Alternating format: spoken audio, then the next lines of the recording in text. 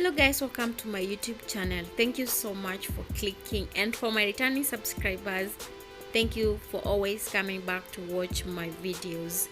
If it's your first time to have visited this channel, you're most welcome. Kindly hit the subscription button and give this video a big thumbs up, comment and share. So in today's video, I'll be showing 4 ways of doing fluffy kinky twist braids on your natural hair.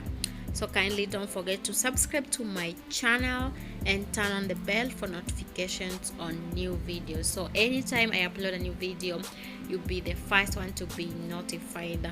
I also have other videos. You can go back and watch my videos, give them a like, comment and share.